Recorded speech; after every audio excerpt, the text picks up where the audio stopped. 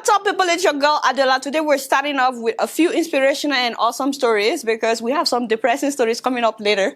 But we're starting with the inspirational ones about actors from different parts of Africa who are making it big in America and making us proud. In this award season, you know, a lot of films and actors are being recognized for their hard work. Wait, they already know that. But, okay, you know what? Sorry, guys. Thomas helped in writing this script and he's way too much of a film nerd. So we're just going to move on. So we're starting off with Daniel Kaluuya. That is our brother from Uganda. He won an Oscar for his supporting role in the film Judas and the Black Messiah. It's a story based on real events about an FBI agent who infiltrated the Black Panther movement during the 60s in the US. It's an inspirational story about the civil rights movement, and so we highly recommend that you watch it. So, as you guys know, Daniel Kaluuya was born in England, but his parents are Ugandans. So yes, he's out there making Ugandans proud and winning the Oscar and also making all of us Africans proud. Congratulations, Mr. Kaluuya. We are so proud of you. And the next person on our list today is none other than Regé-Jean,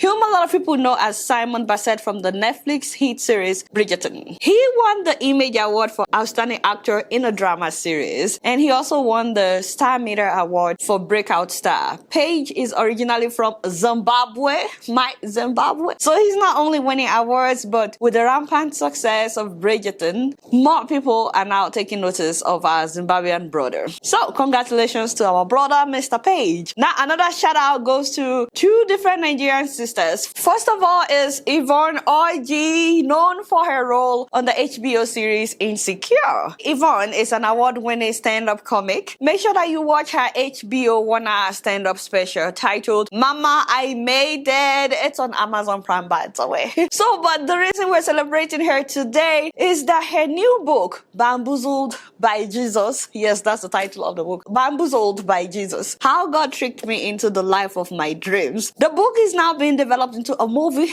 by Oprah. Like, what? Shut up. That's amazing. So massive congratulations to Auntie Yvonne. Congratulations, my sister. So the other Nigerian that we want to give a shout out to is Lovey Ajayi, who's a really good friend of Yvonne Orji. She's twice a New York Times best-selling author. You won't believe the title of the second book, Professional Trouble. I mean, the first book is I'm Judging You. So no surprise that the second book is Professional Troublemaker. This auntie knows how to find trouble. So yes, that's the title of the book. The subtitle is The Fear Fighter Manual. So the book is now out and she's been featured on several different podcasts and media outlets like BET, Forbes, and the New York Times, and so on and so forth. She's won several awards that we cannot go over because it's just a lot. We'll put some on the screen because honestly, she has won a lot of awards. So huge shout out to Lovey Ajayi. Congratulations to her, as well as Yvonne Orji as well. And our last shout out of the day goes to the lovely, the beautiful, and talented comedian from Burkina Faso, Rokiata Ouedraogo. Rokiata grew up in France, by the way, learning to become a stylist and eventually transforming her skills into a stage performer. She has starred in plays like Yenega, The Epic of the Mose. She also collaborated on the hit show that is Article 13 that focused on the UN Declaration of Human Rights. She was also in the movie Samba. So this auntie is doing it big. We're super proud of you, my sister, all the way from Burkina Faso. I'm very sure that the people of Burkina Faso are also very proud of her. So thank you so much, my sister. And congratulations to Rukata for all of her accomplishments. So huge shout out and huge congratulations to all of these people because you guys are making Africans proud. Like, yeah, sometimes it is when people do well abroad that we suddenly claim them. We know that. We know that. So, and we are praying that the people at home will learn to celebrate us, whether we make it or we don't make it. But when you make it, my people, all eyes are on you. Suddenly you are on the radar. Everybody is like, I know this person. I know we are related. We are bloodline. That's one of the reasons we are celebrating you guys. So thank you so much for making us proud. You guys not doing much. Guess what? I'm just keeping it real. So now to the story of the day. I told you guys that we have some really sad stories, some really depressing stories. First of all, I want to thank the Nigerian military, okay? Because what they're doing is not easy. Too many of them have paid the ultimate price. Too many of them have died when they didn't need to die, simply because they don't have adequate weapons, the gadgets. Their family members are not even taken care of. The government doesn't even care about them. So I'm honestly very grateful to our men and women in uniform. But then the question is, how is it possible that the Nigerian Air Force would accidentally blow up a military truck?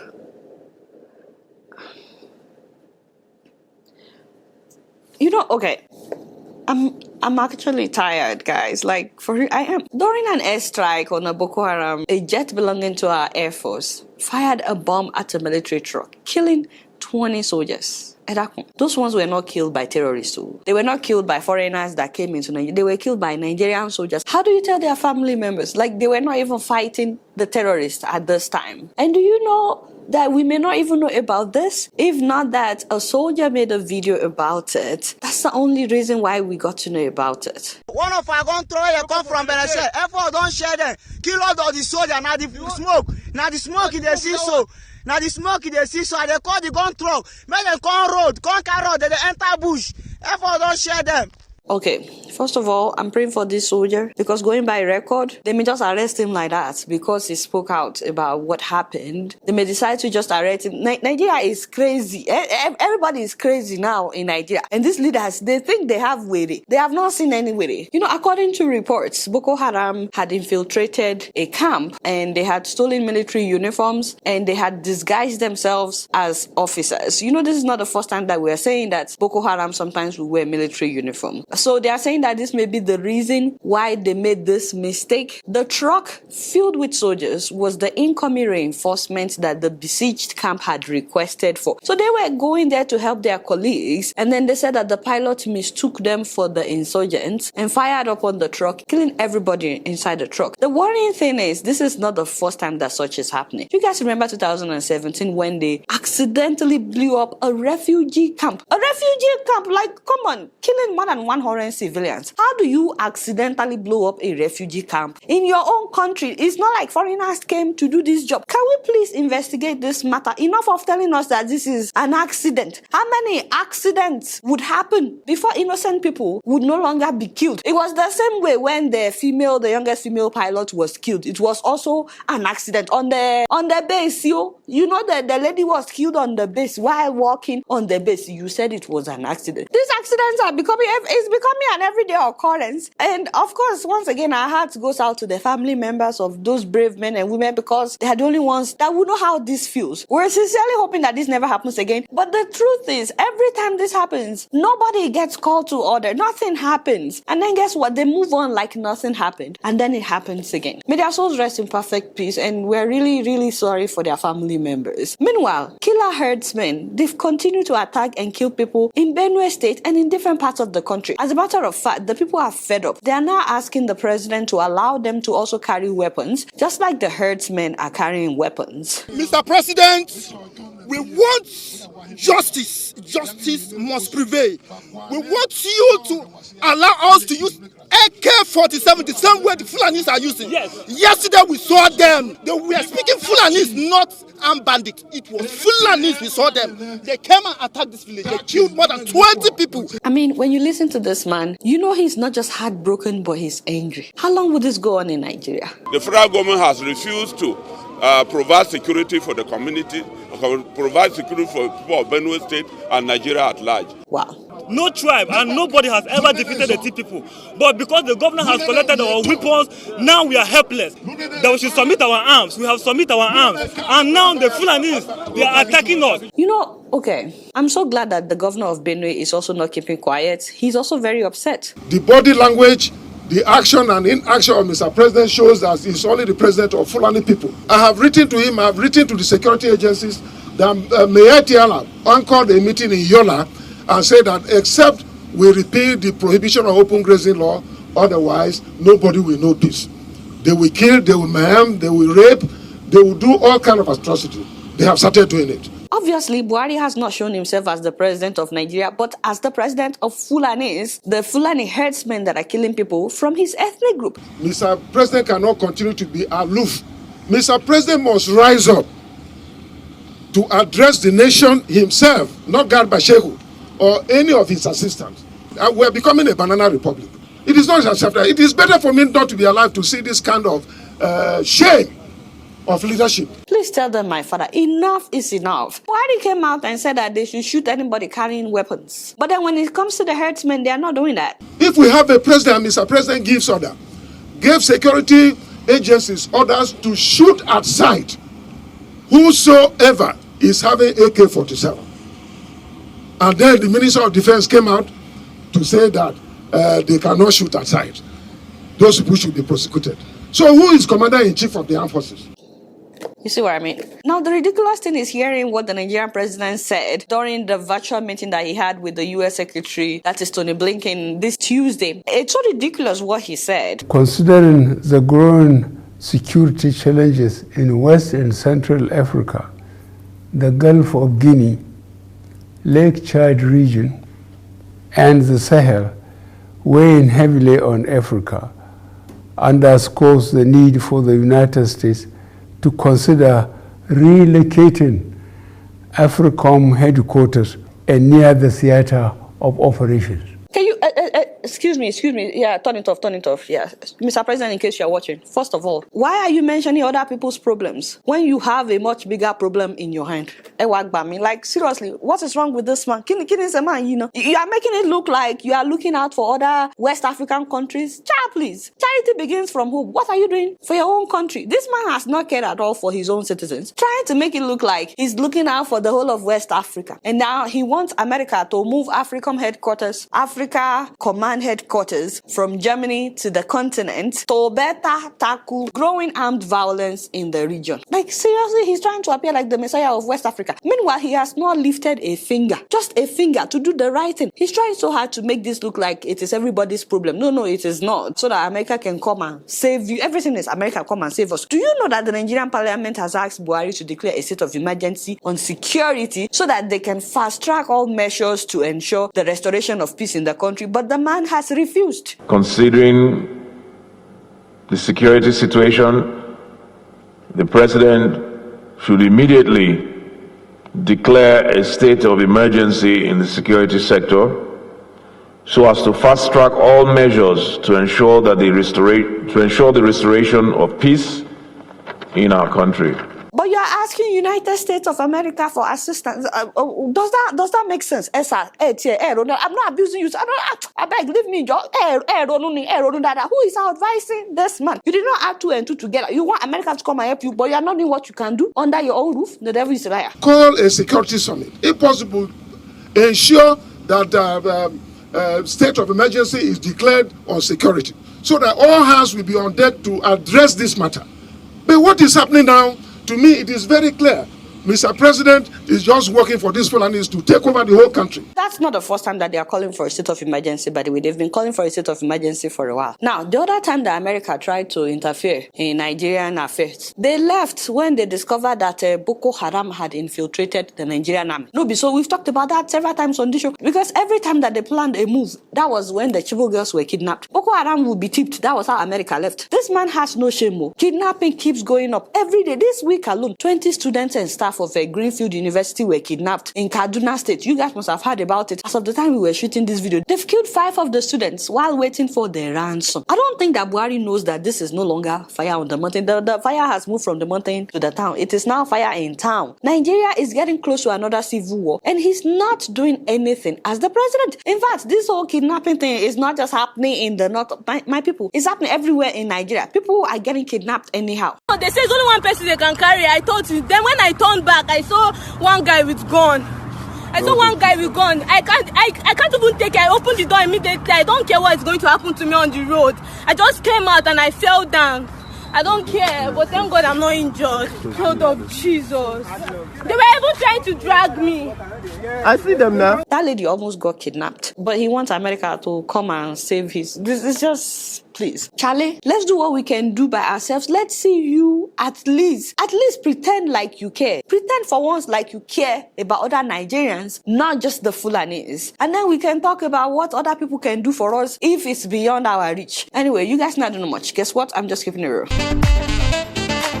Moving on to Chad, ladies and gentlemen, violence erupted on Tuesday when people started protesting against the military takeover by the president's son. You guys remember that last week we told you that their president Idris Deby was killed after 30 years in office and that his son took over immediately, dissolved the government and took over. So people are saying that this is a coup. It's not a family affair, that the son has no right to take over. You know, they just had an election, which the father once again rigged, but for the son to just take over. And now he's saying there will be an election election in 18 months. They are saying that this is just ridiculous. So the people are even more upset because just like they supported the father, France is also supporting the son. Like father, like son, like nothing is going to change. That's the same thing that is going on in Togo, by the way, and so many French-speaking African countries. So people are now burning the flag of France in Chad. By the time that we're shooting this, they've killed multiple people who were just protesting. Like, it's so uncalled for. It's so ridiculous that France, after making it clear that they are in support of the son, like they supported the father, at the same time, France is now condemning the treatment of protesters. And it's like, what kind of eye service is this? Like, that's just hypocrisy. Do you think that they will allow that in their own country? And now France is saying that, oh, there will be an election in 18 months. And by the way, do you guys think that the son will seriously step down after 18 months of being the military head of state? I don't think so. By the way, the military is also saying that people must stop protesting because the country is mourning. Wow. Wow, how ironic. Anyway, we'll keep you guys posted on what's happening in Chad. You guys know I don't know much. Guess what? I'm just keeping it real.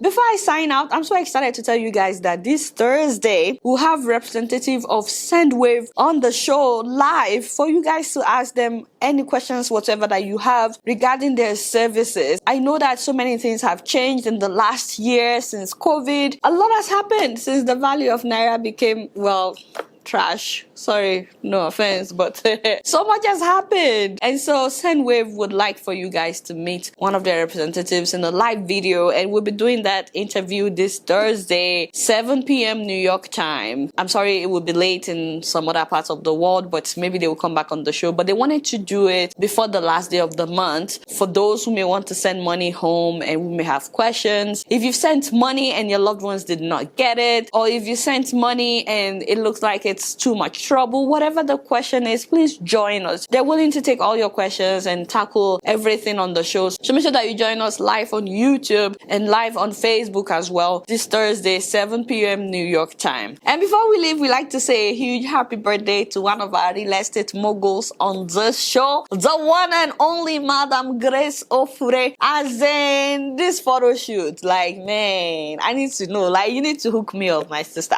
I don't know where she got this dresses or the sets, everything. I'm like, shut up, I need to move to Nigeria just to take nice photos like this. Anyway, Auntie Grace turned 43, and so we're celebrating her. We're so proud of her and all her achievements. She wants to thank you guys in a video that she made, but not just that. She decided to use her birthday as an excuse to give you guys all kinds of ridiculous discounts when you patronize her. All kinds of ridiculous discounts, including the one that she talked about when we had the live show. So I'm really excited about that. Let's roll the video. Hello everyone, and most especially hello to all Adiola fans. I want to say thank you so much for the outpouring of love. I met you guys a year ago during my birthday when Adiola spoke about me, and the way you all believed in what I do in Nigeria was something that caused me to cry. Some of you have come to Nigeria and you share with me the Grace Ofure experience, but I promised that I was going to have a birthday offer. It's my birthday today. So my offer for you, just to say thank you for sticking with me for 1 year, are in 3 categories. Perfect residents, we are giving 10% discount with free documentation in 24 hours. Peradventure, you don't have the money to pay in 24 hours, you will still have the discount. Just let us know how long it will take you to pay. Then Spring Island. I particularly like Spring Island because it's a place where you can actually double your money. In less than 3 months, we already have 30% appreciation. Guess what? 48 hours, 20% discount. Why? Because so much has happened in Banana Island. Banana Island is worth 1 billion naira for 1,000 square meter, and it was sold below 10 million some years ago. And the same thing will happen in Spring Island. Be in a hurry. Then the final birthday offer. In a year, I have been looking for a real estate investment opportunity that is just leads you above 5 million. A lot of people have reached out to me, especially from Adiola's followers, that really want to buy something that is really below 5 million. That's all they could afford. Guess what? I finally found something. I promised myself that I was going to find it before my birthday, and now it's available. And for you to own a plot is just little above 5 million. And if you take a decision now, you will get it at little below 5 million because you have 10% discount for 48 hours. And for our short-let apartments that is selling like wildfire in Nigeria now, we also are giving 5% discount cut across any of our short-let projects that is coming up. So if you want to know where our projects are, just go to the website lifecardcompany.com or lifecardcompany.ng. Whatever products that you want, you have to now send me a mail because this is a special birthday offer to Grace Ofure birthday@gmail.com. I created this mail just for you. I want to say once again, thank you so much. Thank you for loving me, but I know that I love you guys even more, and God bless you. Don't forget to follow me on all my social media handle because all I do there is to dish out value. Thank you so much, and God bless you. Okay, as in, I hope you guys heard about the 48 hours thing. You might want to contact her ASAP because from experience, whenever she decides to sell land, it doesn't last. It goes like that. You know what I mean. Anyway, so congratulations to her. Happy birthday to her. Don't forget to send our own jollof rice at this studio. We would love to eat jollof rice. All right, y'all. It's been real and I'm keeping it right up in here. Don't forget to follow me on Facebook, Twitter, and Instagram. And if you get to subscribe to my channel, I'm watching you on Plasma TV. Press the subscribe button. Until next time, I'm going to see you all later. Peace out.